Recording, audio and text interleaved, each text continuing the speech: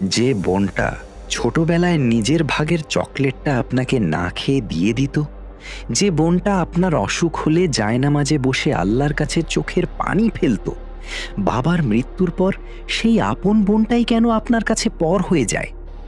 আমরা আসলে এক টুকরো জমির লোভে নিজের কলিজার টুকরাকে অস্বীকার করছি। মনে রাখবেন, বনের হক আটকে রেখে আপনি দামি বাড়ি বানাতে পারবেন ঠিকই, কিন্তু সেই বাড়িতে কখনোই আল্লাহর রহমত খুঁজে পাবেন না। আজ আমরা এমন এক কঠিন সত্য নিয়ে কথা বলবো যা আপনার আমলনামাকে ধ্বংসের হাত থেকে বাঁচাতে পারে।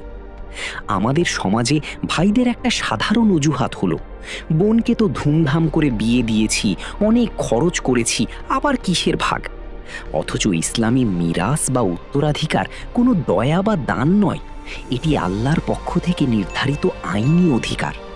নবীজি সাল্লাল্লাহু আলাইহি ওয়াসাল্লাম তার বিদায় হজের ভাষণেও নারীদের অধিকারের ব্যাপারে বারবার সতর্ক করে গেছেন।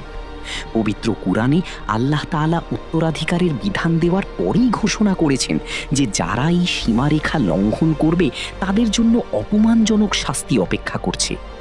বনের অংশ না দেওয়া মানে সরাসরি আল্লাহর সাথে বিদ্রোহ করা। আম্মাজান আয়েশা রাদিয়াল্লাহু আনহা সব সময় ইনসাফের ব্যাপারে সোচ্চার ছিলেন।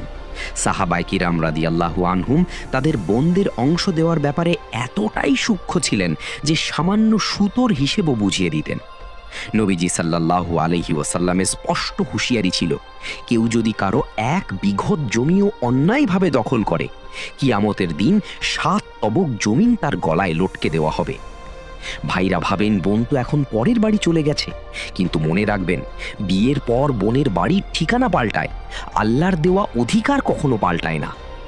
বোনের হক মেরে খেয়ে আপনি হজ উমরা করতে পারেন, তাহাজ্জুদ পড়তে পারেন, কিন্তু সেই মানুষের হকের বোঝা নিয়ে জান্নাতে যাওয়া অসম্ভব।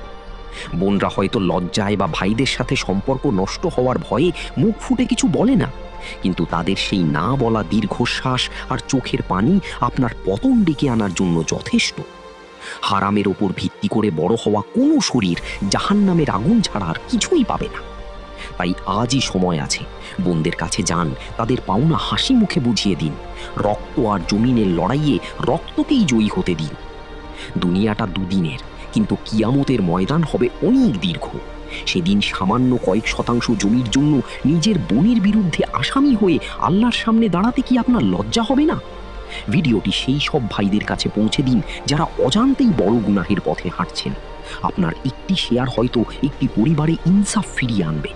আল্লাহ আমাদের সবাইকে সঠিক বুঝ দান করুন। আল্লাহ হাফেজ।